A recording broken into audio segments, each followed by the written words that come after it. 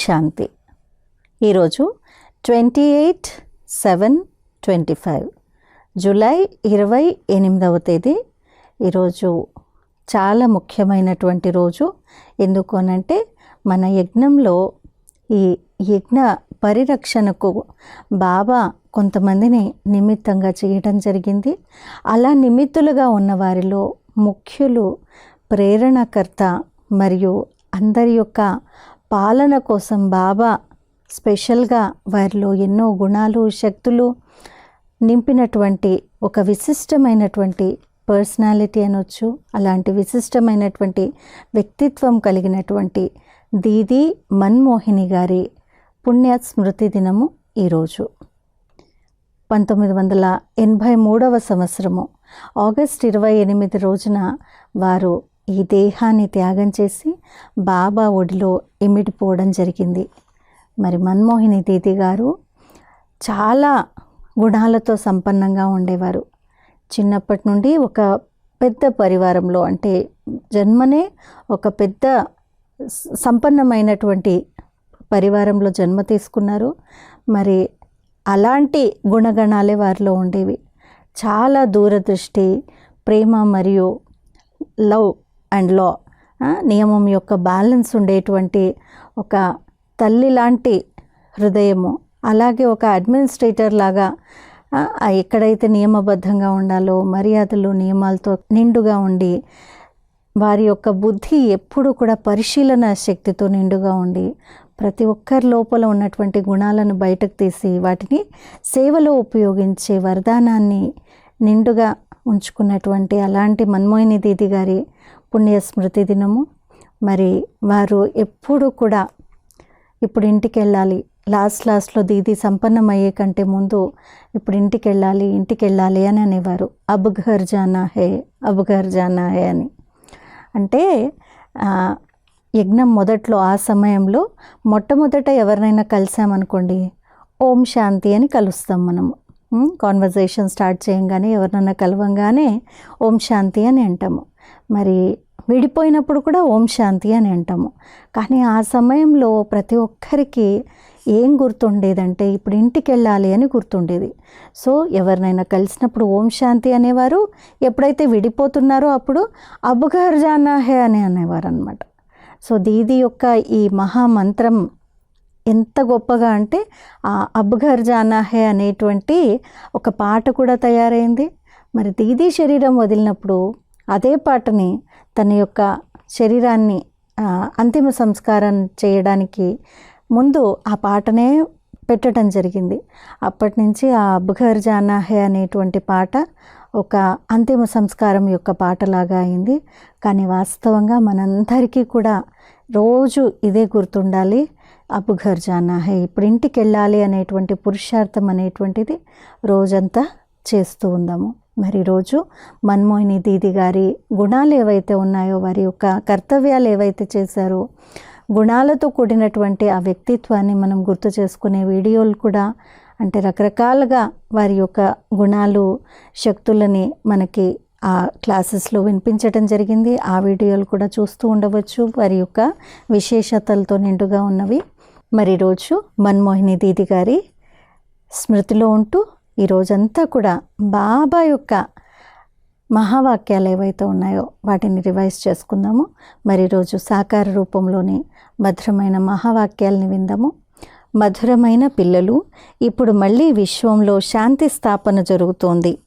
ఒక ఆది సనాతన దేవత ధర్మ స్థాపనను చేసేందుకు తండ్రి వచ్చారు అన్న ఈ శుభ సందేశాన్ని అందరికీ వినిపించండి. ఈరోజు ప్రశ్న: పిల్లలైన మీకు పదే పదే స్మృతిలో ఉండండి అనే ప్రేరణను ఎందుకు ఇవ్వడం జరుగుతుంది? జవాబు: ఎందుకంటే సదా ఆరోగ్యవంతంగా మరియు సదా పావనంగా అయ్యేందుకు మార్గము స్మృతియే. కావున ఎప్పుడు సమయం దొరికినా స్మృతిలో ఉండండి. ఉదయమే స్నానం మొదలైనవి చేసి ఏకాంతంలో విహరించండి, లేక ఒకచోట కూర్చోండి. ఇక్కడైతే అంతా సంపాదనయే సంపాదన. స్మృతి ద్వారానే విశ్వాధిపతులుగా అవుతారు. ఓం శాంతి. ఈ సమయంలో అందరూ విశ్వంలో శాంతిని కోరుకుంటున్నారని మధురమైన పిల్లలకు తెలుసు. విశ్వంలో శాంతి ఎలా ఏర్పడగలదు అన్న మాటలను వింటూ ఉంటారు. కానీ ఇప్పుడు మనం కోరుకుంటున్న విశ్వంలోని శాంతి ఎప్పుడు ఉండేది అన్నది ఎవ్వరికీ తెలియదు. విశ్వంలో ఈ లక్ష్మీనారాయణల రాజ్యం ఉన్నప్పుడు శాంతి ఉండేదని పిల్లలైన మీకే తెలుసు. దానిని ఎవరు స్థాపన చేశారు అన్నది మనుషులకు తెలియదు. పిల్లలైన మీకు బాబా అర్థం చేయించారు. మీరు ఎవరికైనా అర్థం చేయించవచ్చు, మీరు ఇది వ్రాయవచ్చు. కానీ ఇప్పటి వరకు ఎవరికి ఇలా వ్రాసే ధైర్యం లేదు. ఆ సమయంలో అలా చెప్పారు. కానీ ఇప్పుడు అన్ని విషయాల్ని కూడా చాలా చక్కగా మనం మీడియా ద్వారా కూడా అందరికీ తెలియపరచడం జరుగుతుంది. వార్తాపత్రికల్లో వింటే అందరూ విశ్వంలో శాంతి ఏర్పడాలి అని అంటారు. యుద్ధాలు మొదలైనవి జరిగినప్పుడు మనుషులు శాంతి ఏర్పడేందుకు యజ్ఞాలను రచిస్తారు. అది ఏ యజ్ఞము? రుద్రయజ్ఞాన్ని రచిస్తారు. ఇప్పుడు ఏ తండ్రి అయితే రుద్రుడు, శివుడు అని అంటారో వారు ఈ సమయంలో జ్ఞాన యజ్ఞాన్ని రచించారు అని పిల్లలకు తెలుసు. విశ్వంలో శాంతి స్థాపన ఇప్పుడు జరుగుతోంది. సత్యుగ కొత్త ప్రపంచంలో శాంతి ఉన్నప్పుడు తప్పకుండా రాజ్యాన్ని చేసేవారు కూడా ఉంటారు కదా. నిరాకార లోకంలో విశ్వశాంతి ఉండేది అని అన్నారు కదా. అక్కడ ఉండేదే శాంతి.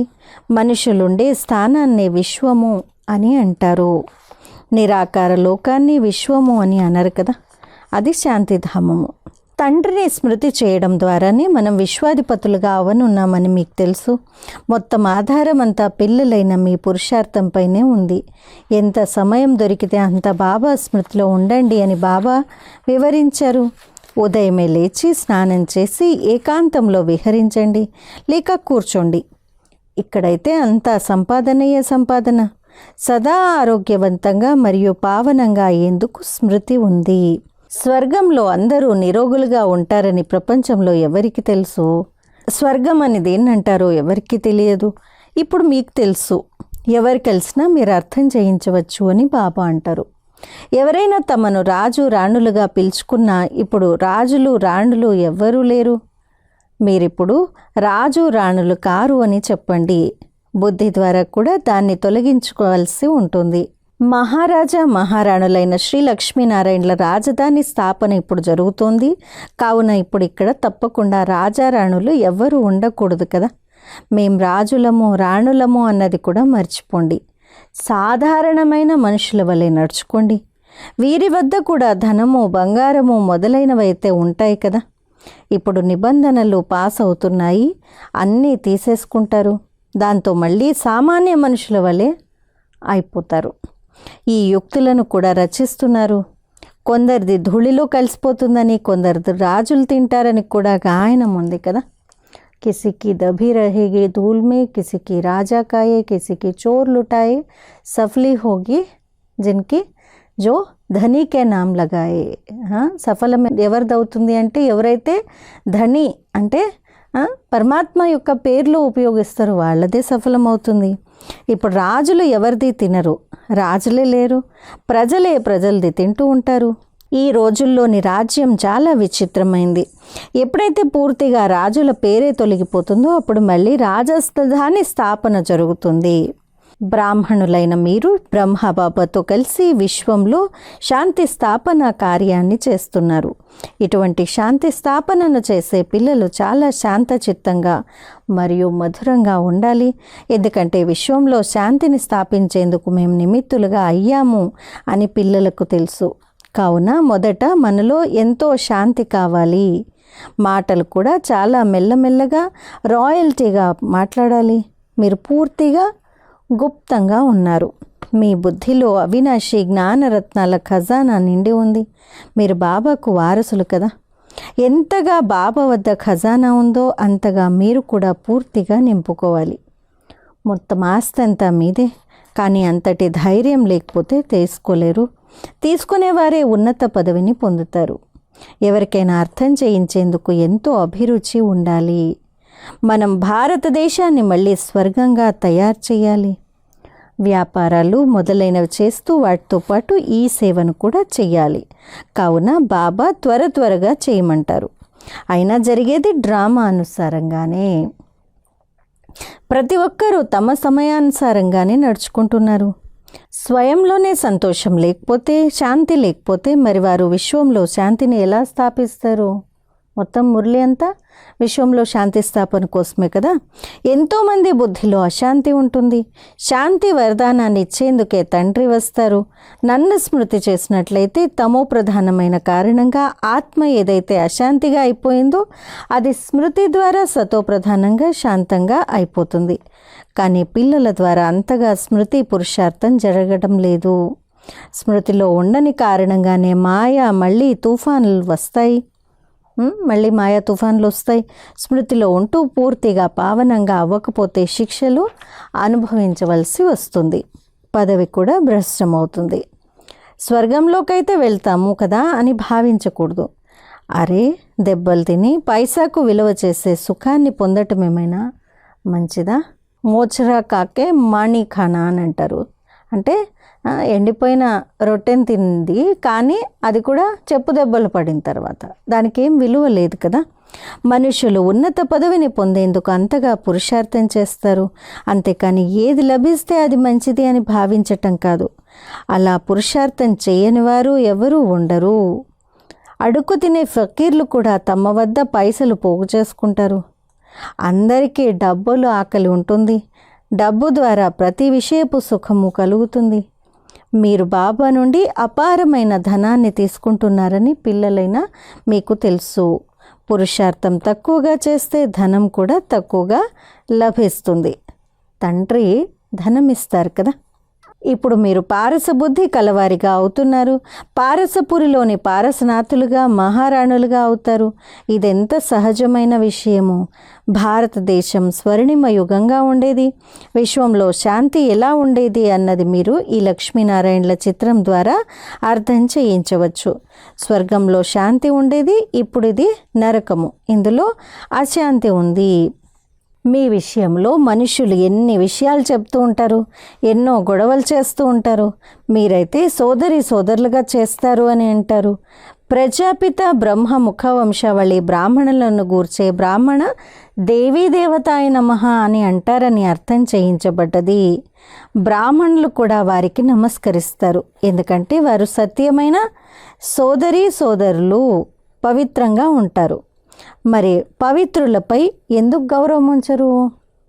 కన్య పవిత్రంగా ఉంటే తన కాళ్ళపైన కూడా పడతారు. బయటి అతిథులు వస్తే వారు కూడా కన్యను నమస్కరిస్తారు. ఈ సమయంలో కన్యకు ఇంతటి గౌరవం ఎందుకుంది? ఎందుకంటే మీరు బ్రహ్మకుమారి కుమారులు కదా. మెజారిటీ కన్యలైన మీదే. మీ సమయం ఒక్కొక్క క్షణం ఎంతో విలువైంది.